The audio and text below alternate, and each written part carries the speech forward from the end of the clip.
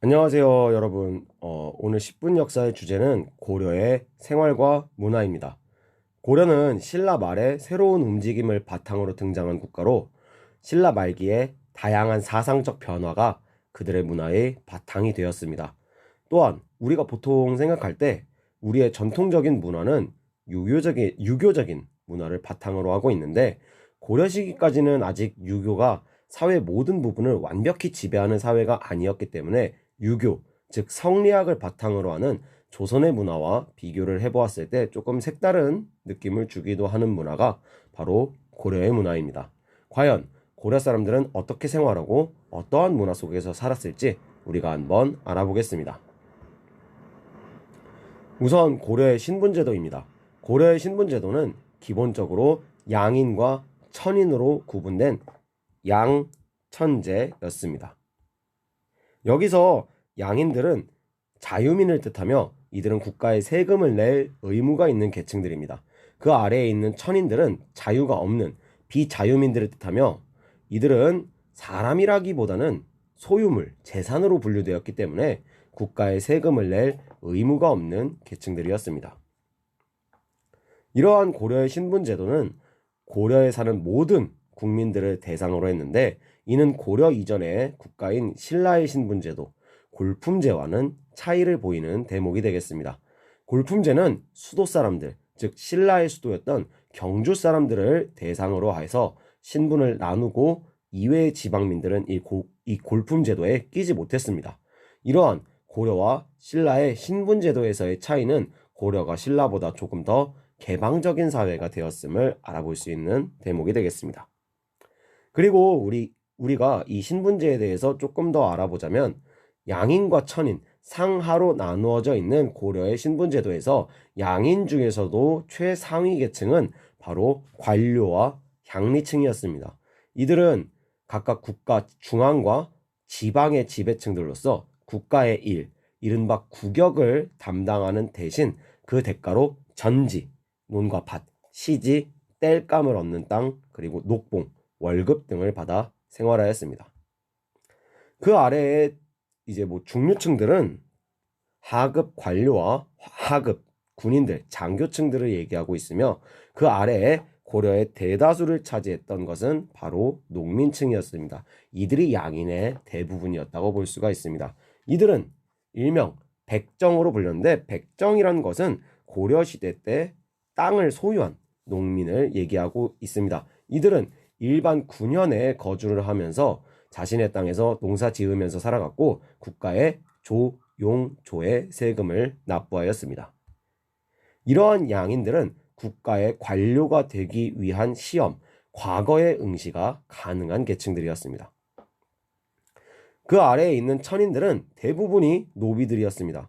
노비는 사람이라기보다는 소유물, 재산으로 생각되었고 그래서 사람들끼리 사고 파는 매매, 선물로 주는 증여, 그리고 자식에게 물려주는 상속의 대상이었습니다. 그리고 이들은 과거 응시가 불가능했던 계층이었습니다. 이렇게 차별받는 노비들에게는 일천즉천의 원칙이 적용되었습니다. 즉 부모 양쪽 중 한 명이라도 노비면 그 자식은 무조건 노비가 된다는 규칙이 하나가 천인이면 즉 천인이다. 일천즉천이라 합니다. 고려의 혼인과 가족제도는 이후 조선 시기와 비교해보면 굉장히 색다른 면이 존재합니다. 아직 남존 여비의 강력한 성리학적인 질서가 확립되기 이전이기 때문에 가족관계에서도 남성의 가족들, 즉 친가만 중요시하는 게 아니라 남녀 구분 없이 자신을 중심으로 한 가족관계를 모두 중시하였다는 것입니다. 그래서 고려시대의 가족관계의 특징은 친가와 외가를 아버지계와 어머니계를 구분하여 차별을 두지 않았다는 것입니다. 부모를 모시는 것이나 또는 돌아가신 후 제사를 지내는 것에서도 친가와 외가를 따로 구분하지 않았고 사위가 장인 장모님의 제사를 지내기도 했습니다. 또 돌아가신 후 상속 과정에서도 남녀 또는 나이에 차별 없이 동일한 몫을 상속했습니다. 혼인의 형태는 일반적으로 일부 일처제가 원칙이 되겠지만 뭐 태조 왕건이 수많은 부인과 결혼했듯이 약간의 예외는 있습니다. 이렇게 혼인을 하고 가족을 이루게 되면 고려에서는 남성과 여성 모두 가정의 주인, 호주가 될 수 있었습니다. 또한 남성과 여성 모두 이혼과 재혼에 큰 제약이 없었고, 재혼한다고 해서 딱히 정절을 지켜야지 하지는 않았습니다. 어떻게 보면 굉장히 쿨했다고 볼 수 있는 부분입니다. 그런데 여기서 한 가지만 선생님이 보충을 좀 하자면, 우리가 고려의 가족 제도를 보면서 이게 교과서나 이런 데서 계속 강조하는 게 남성과 여성이 동등했다 이렇게 강조하는 부분들이 계속 등장합니다만, 그렇다고 해서 완전히 동등했느냐 하면 그렇게는 또 볼 수 없습니다. 분명히 고려에서도 여성들이 남성들과 똑같이 사회적으로 출세할 수 있거나 했던 것은 아니기 때문입니다. 이 점만 유의하시면서 보시면 되겠습니다. 다음으로 고려 불교의 발전과 그에 따른 인쇄술의 발전이 되겠습니다. 고려의 불교는 건국 초부터 국가의 보호와 지원을 받아서 크게 성장을 했습니다. 우리가 저번에 배웠던 태조 왕건의 유언, 훈유 10조를 선생님이 가져와 봤는데, 10개의 조항 중에 3개의 조, 1조, 2조, 그리고 6조에서 불교 중시를 크게 강조하고 있습니다. 그만큼 고려는 건국 초부터 불교를 크게 지원하였고, 이러한 국가의 지원 속에 큰 세력을 갖추었던 것이 고려의 불교가 되겠습니다. 그런데 과연 고려는 이 불교를 어떻게 지원했을까 알아보면, 첫째로 고려는 불교 사원에 토지와 노비를 지급해서 사원을 재정적으로 지원을 해주는 한편, 스님들에게는 원래 양인이라면 당연히 부과되는 노동력 세금 역을 면제해 주었습니다. 이렇게 고려의 지원으로 불교의 세력이 점점 커져갔는데, 고려의 역사가 진행되면서 고려 불교계 내에서도 크고 작은 문제들이 등장을 하게 됩니다. 11세기 고려의 불교계는 교종과 선종의 다툼이 끊이지 않아서 굉장히 혼란스러운 상황이었는데, 이때 등장한 스님이 바로 대각국사 의천입니다. 이 의천은 당시 혼란했던 고려 불교계를 개혁하려 노력했고, 교종과 선종으로 나뉜 고려의 불교를 하나로 통합하려 하였습니다. 그것을 위해 새로운 종파 천태종을 개창하여 교종을 중심으로 선종을 포용하려 하였습니다. 이러한 업적 때문에 여러분들이 알고 있는 노래, 한국을 빛낸 100명의 위인들이라는 노래에 의천 천태종 이렇게 등장을 하고 있습니다. 한편 무신정변 이후 불교계가 돈의 맛을 알아버리면서 타락하는 그 속에서 썩어빠진 고려의 불교를 개혁하기 위해 등장하는 스님이 바로 보조국사 진울이 되겠습니다. 이 진울은 속세랑 인간 세상이랑 너무 가까워져서 타락해버린 고려 불교를 개혁하기 위해 개혁을 위한 모임, 수선사결사, 일명 정해결사를 조직합니다. 그러면서 마음을 정진하는 수행을 강조하였는데, 이러한 업적 때문에 아까 이야기한 노래에서 진울국사 조계종 이걸로 등장하고 있습니다. 이렇게 고려의 불교가 성장을 하는 가운데 불경편찬을 중심으로 고려의 인쇄술이 발달을 하게 되었습니다. 고려는 고려 전기부터 국가 차원에서 나무판에 글자를 새겨서 인쇄하는 목판 인쇄를 통해 대장경을 조판하였습니다. 이렇게 처음으로 만들어진 대장경이 바로 초조대장경인데, 거란의 침입을 부처님의 힘을 빌어 물리치기 위하여 만들었으나 후일 몽골의 침입으로 소실, 불타서 현재 전해지지 않고 있습니다. 한편 이렇게 초조대장경을 불태워버린 몽골과의 전쟁 시기에 고려는 몽골의 침입도 거란처럼 부처님의 힘을 빌어 물리치려는 염원을 담아서 강화도에서 열심히 대장경을 만들게 됩니다.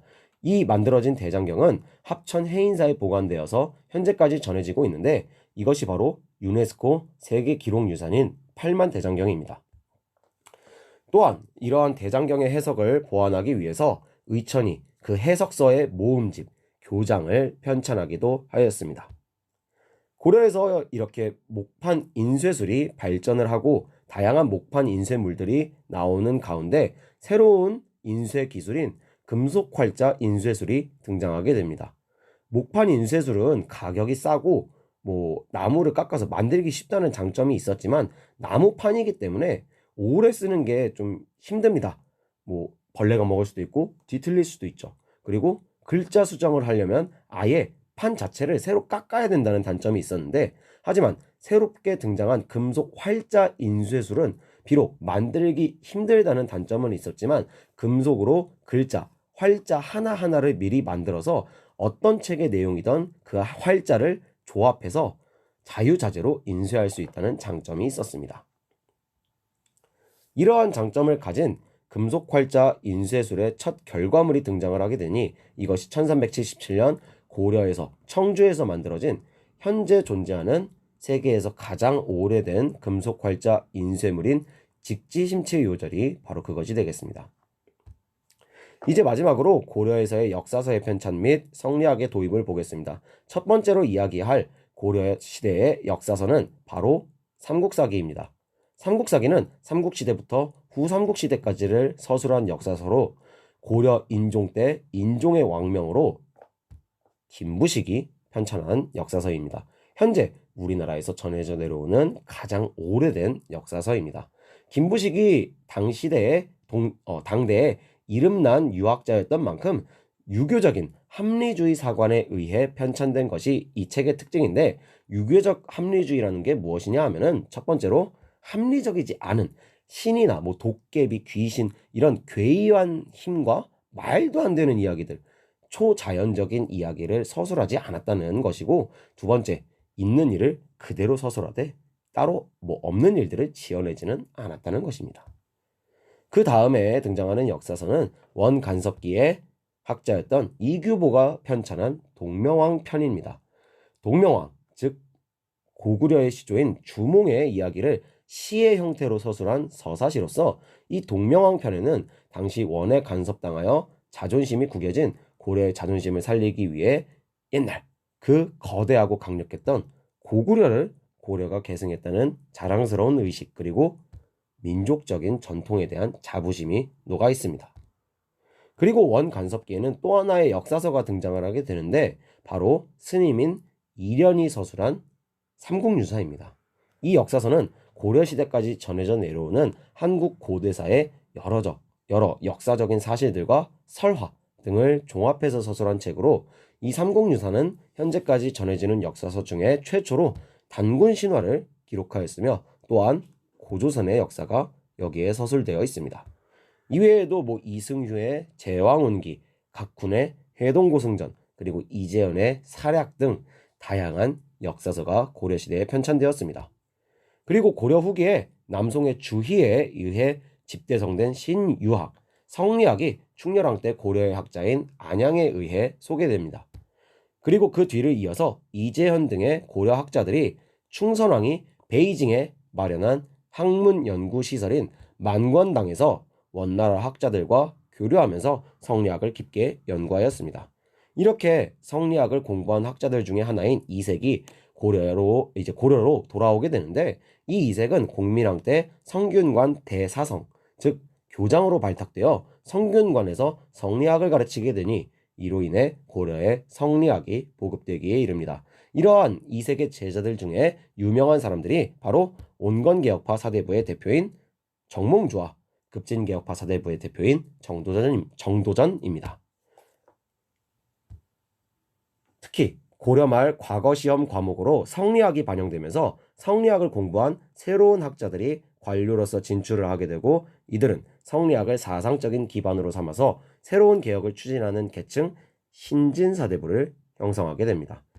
신진사대부들은 이렇게 성리학을 사상적 기반으로 삼아 당시 고려의 권력자들인 권문세족과 불교의 폐단을 비판하였습니다. 자, 이 파트의 중요 포인트들은 다음과 같습니다. 여러분들 한번 확인하시면서 오늘 10분 역사 여기서 마치겠습니다. 안녕.